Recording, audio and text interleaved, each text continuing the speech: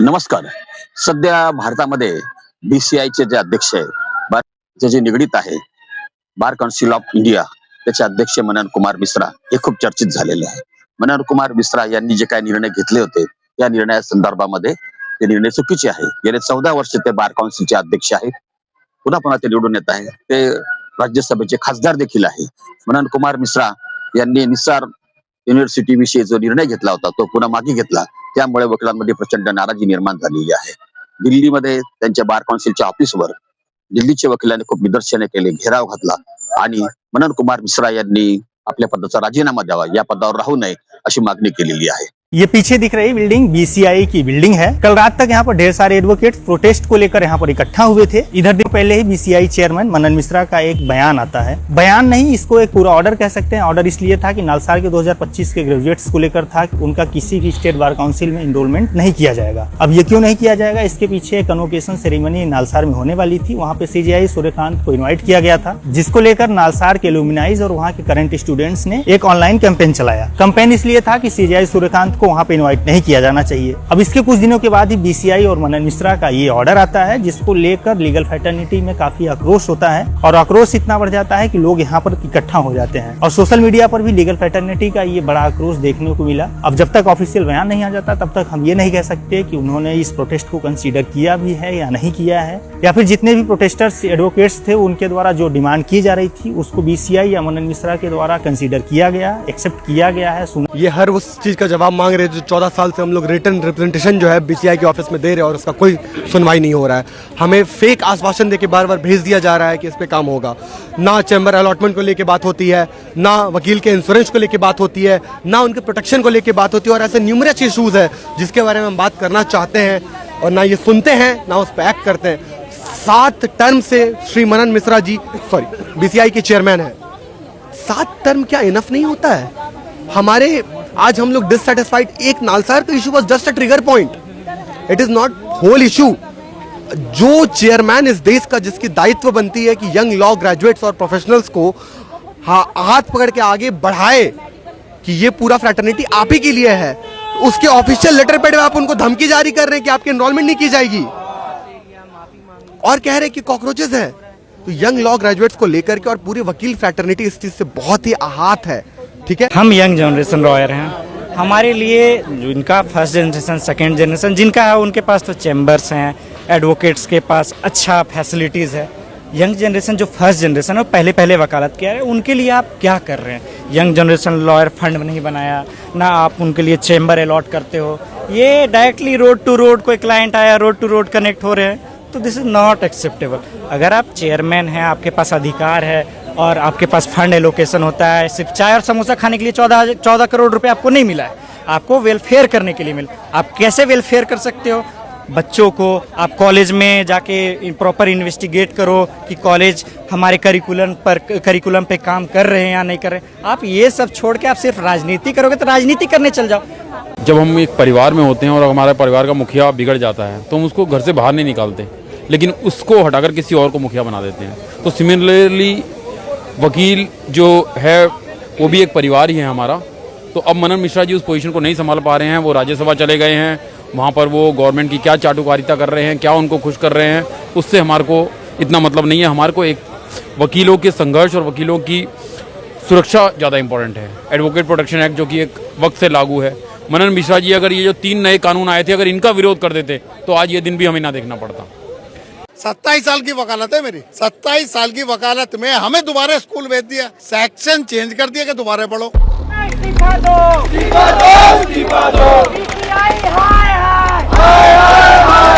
मनन मिश्रा जो BCI के अध्यक्ष हैं और बीजेपी के राज्यसभा सांसद हैं, उनके इस्तीफे की मांग कर रहे हैं। आज जिस भी लेवल पे आप हैं सिर्फ लीगल फ्रैटर्निटी के रिप्रेजेंटेशन से आप हैं, नहीं तो कौन पूछ रहा है उनको? कौन लाएगा राज्यसभा से?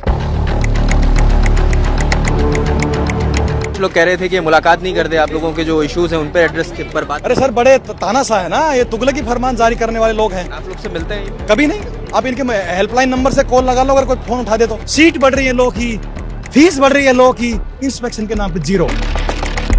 आप 14 वर्ष से यहाँ पे हो, आपके पास एक काम नहीं है जो आप गिना पाओ। आप एडवोकेट प्रोटेक्शन एक्ट पे बात नहीं कर रहे हैं, आप मेडिक्लेम पे बात नहीं कर रहे, आप किसी भी तरीके से हेल्थ से रिलेटेड कोई भी फैसिलिटीज है जो वकीलों को मिलनी चाहिए उन पे आप बात नहीं करते हैं। चाटुकारिता करके राज्यसभा सीट ले ली, 14 करोड़ रुपए आप मीटिंग में बैठ करके समोसे चाय पकौड़ों पे आप खर्च कर देते हैं। आप इलेक्शन टाइम पे नहीं करा पा रहे हो। आप ये समझिए सुप्रीम कोर्ट के इंटरवेंशन के बाद बार काउंसिल्स के इलेक्शन हुए, स्टेट बार काउंसिल्स के 7 साल बाद, जबकि 5 साल का टेंडिंग लगी है। दिल्ली पुलिस की यहाँ पर तैनाती है, आरएएफ आपको नजर आ रही होगी, यहाँ पर सीआरपीएफ की तैनाती है, महिला पर्सनल्स की भी यहाँ पर तैनाती है, सीनियर पुलिस ऑफिशियल्स अभी कुछ देर पहले यहाँ पर आ चुके हैं और इनका कहना है संस्थान का जो मुखिया होता है, मुखिया का अर्थ होता है कि वो संस्थान की छोटी से छोटी बड़ी से बड़ी समस्याओं के लिए खड़ा रहे। यहाँ 14 वर्ष हो गए माननीय मिश्रा जी को, हमारे बड़े हैं, हमारे परिवार के बड़े हैं, मगर एक समय होता है हर चीज का। अगर आप किसी भी पद के साथ न्याय नहीं कर रहे हैं तो आप पद से उतर जाइए, इसमें कोई समस्या नहीं है। आप किसी और व्यक्ति को मौका दीजिए, शायद है कि वो बेहतर काम कर पाए। जो ये मनन कुमार मिश्रा है ना, वो बहुत ही वाहियात और घटिया आदमी है। ये वकीलों के लिए ना वहाँ बैठ के ये सिर्फ अपना काम करता है। ये आप 2 साल का आपका टर्म है, आप 14 साल से कैसे बैठे हुए हैं भाई? क्या है कि 14 साल से आप में है क्या? तो 40 साल की बात नहीं है, 400 साल भी वो रहे, लेकिन बेईमानी ना करें। उन्होंने पूरे देश की बार का जितनी बदनामी और वो की है, बेइज्जती, वो मेरे ख्याल से उन्हें वो वकील रह भी पाएंगे या नहीं रह पाएंगे, ये भी एक बड़ा सवाल है। उन्होंने पूरे देश की जो वकील है ना, वकील जनता के साथ, पूरे देश के जो पॉपुलेशन है उसके हक और अधिकार की रक्षा के लिए खड़े होते हैं अगेंस्ट ऑल फोर्सेस। वो जनता के खिलाफ ही जाके पूरी बार की बेइज्जती करके पूरे बार को बदनाम किया उन्हें। तो दिल्ली में राउज एवेन्यू कोर्ट के पास बार काउंसिल ऑफ इंडिया यानी बीसीआई कार्यालय के बाहर वकीलों ने प्रदर्शन किया। प्रदर्शनकारी बीसीआई चेयरमैन मनन कुमार मिश्रा के इस्तीफे की मांग कर रहे हैं। ये प्रदर्शन all India young advocates association ने बुलाया था, जिसे करेगा सत्ता के गलियारों से, चप्पा चप्पा खून करेगा इंकलाब के नारों से। जैसे कि मैं आपको बता दूं, जब आप एक इनरोलमेंट कराने जाते हैं 750 रुपए की फीस लगती थी। अभी तक एक ऑर्डर चल रहा है 22,500 का कुछ, वो इस पे बात चल रही है। इंश्योरेंस दिया, आप 14 साल से एक पोजीशन में बैठे हुए हैं। आज तक आप हमेशा हर सेमिनार में बात करते हैं कि हम एडवोकेट प्रोटेक्शन एक्ट लाएंगे। आज तक एडवोकेट प्रोटेक्शन एक्ट की आपने बात तो चलाई है, लेकिन आज तक आप लेके नहीं आ पाए हैं। और 3 ईयर से रेस्पेक्टेड चेयरमैन साहब, जो कि मनन जी है, हमारे चेयरमैन हैं और लगातार 7 बार से चुनाव जीतते आ रहे हैं, जो कि एक इनडायरेक्ट इलेक्शन के मैकेनिज्म, हमने उनको नहीं चुना है। अच्छा। लेकिन इनडायरेक्ट मैकेनिज्म ऐसा बना रखा है कि वो चुनते ही रह जाएंगे हमेशा जिंदगी भर, तो हम उसके भी खिलाफ हैं। और पिछले 14 ईयर्स में वकीलों का कोई वेलफेयर नहीं हुआ, एक भी काम नहीं हुआ, ना एडवोकेट प्रोटेक्शन आ पाया है। Although being BJP member, also BJP member, parliamentary Rajya Sabha member, आप राज्यसभा के मेंबर हैं, आपकी सरकार है, आप ड्राफ्ट बिल आपने निकाला, अभी तक तो ड्राफ्ट बिल को एक्ट में कन्वर्ट कर देना चाहिए था। मतलब वो बार काउंसिल ऑफ इंडिया के चेयरमैन मनन कुमार मिश्रा का 2014 से लेकर 2026 तक का इतिहास बताता हूं मैं आपको। आपने तो इसके बारे में अभी सुना होगा जब इसने नालसार यूनिवर्सिटी के बच्चों के खिलाफ ही ऑर्डर निकाल दिया, क्योंकि बच्चों ने chief justice of India Suryakant का विरोध कर दिया। मनन कुमार मिश्रा ने ऑर्डर निकाल दिया कि जिन बच्चों ने सीजीआई का विरोध किया है उनको बार काउंसिल ऑफ इंडिया वकील के तौर पर मान्यता ही नहीं देगी, सीधी सीधी गुंडागर्दी। लेकिन इसकी असली चाटुकारिता की कहानी शुरू होती है 2014 में, जब ये बार काउंसिल ऑफ इंडिया का चेयरमैन रहते हुए वाराणसी में मोदी के लिए इलेक्शन कैंपेनिंग करने पहुंच गया था।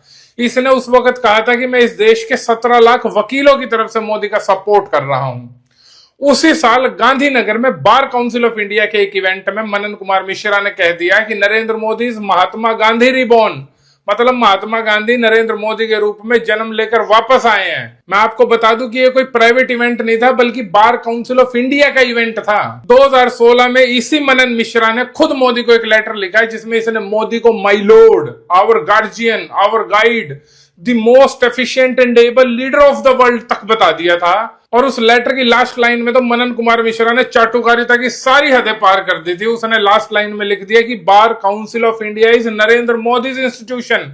मतलब Admission, it's even said on record that more than 35 to 40% of the advocates don't have valid degrees. So our first and foremost question is that he's the chairman for such a considerable long time. So what has he done about it? Then there is no update regarding the passage of the Advocates Protection Bill. Then there is no nothing about the reform in legal education. The legal education colleges are just in mess and there are no resources for that, and everything is just in haywire. And one person has been occupying the position for more than 14 years. साल तक एक कोई व्यक्ति वहाँ पे रह रहा है और कोई भी काम नहीं कर रहा है वकीलों के फेवर के लिए, कोई वेलफेयर के लिए कोई काम नहीं हो रहा है। ये पूरी तरीके से गलत है और इनको अब इस्तीफा देना चाहिए। अब हमें विश्वास नहीं बचा है। नालसार तो एक छोटी सी चीज है, चलो ये तो बच्चों का भविष्य बर्बाद करने जा रहे थे। अरे इनरोल होने के बाद में जो इनरोल हो रहा है लाखों एडवोकेट, उनके लिए कोई फैसिलिटी नहीं है। आप गवर्नमेंट प्रो होके काम कर रहे हैं, तीनों कानून बदल के आप चुप रहे, जजमेंट जा रहे हैं। जो एडवोकेट अब इनरोल्ड होएगा बीसीआई में, तो उनके लिए 22,000 समथिंग उनकी फीस होगी। एक मिडिल क्लास का भी बच्चा पढ़ के आता है, एक बहुत अमीर का भी आता है, एक बहुत पुअर का भी आता है, जिनके पास जो मजदूरी करते हैं जिनकी फैमिली, वो लोग 22,500 रुपए या 22,000 समथिंग कहाँ से देंगे? तो आप सर, अगर आपने कभी वकीलों के प्रोटेस्ट देखे हों तो आपको मालूम होगा कि वकील अगर किसी आंदोलन में या प्रोटेस्ट में उतरता है ना, तो अपनी मांग पूरी करके उतरता है। क्योंकि देखिए, मैंने बताया कि लीगल कॉकरोचेज वर्ड वकील के आत्मसम्मान पर बहुत बड़ा आघात है। वकील कभी कॉकरोच नहीं हो सकता है। वकील ऑफिसर ऑफ द कोर्ट होता है। वकील इंटेलिजेंसिया क्लास है। वकील समाज का सम्मानित एक वर्ग है।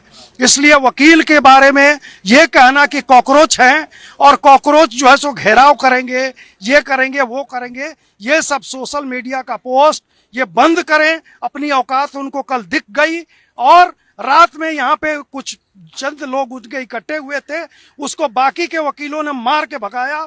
और ये ड्रामा, बार काउंसिल का घेराव, बार काउंसिल का ताला तोड़ के अंदर घुसना, ये सारा जो है सो बहुत ही निंदनीय उनका कर्मूत हुआ। उसका जवाब वकीलों ने नहीं दिया। कल जो इन लोगों ने जो कॉल दिया था कि बार काउंसिल का घेराव करेंगे, मनन मिश्रा का इस्तीफा लेंगे, कितने लोग आए? 25 से 30 लोग जुटे। मनन मिश्रा इस देश के 25-30 लाख लोगों के चुने हुए प्रतिनिधि हैं। पूरे देश के वकील बार काउंसिल के चुनाव में पार्टिसिपेट करते हैं। यह कोई पॉकेट ऑर्गेनाइजेशन नहीं है बार काउंसिल। पूरे देश के वकील मिलके अपना प्रतिनिधि पहले स्टेट लेवल पर चुनते हैं। स्टेट लेवल के लोग बार काउंसिल ऑफ इंडिया में अपना प्रतिनिधि चुनते हैं और बार काउंसिल ऑफ इंडिया के सदस्य मिलके अपना अध्यक्ष उपाध्यक्ष चुनते हैं। तो बार काउंसिल का चुनाव हो रहा है। जिसको चुनाव लड़ना है आके मैदान में आए, लड़े। मनन मिश्रा भी सामने होंगे। आके अगर कोई लड़ाई लड़नी है तो मर्द की तरह आके आओ।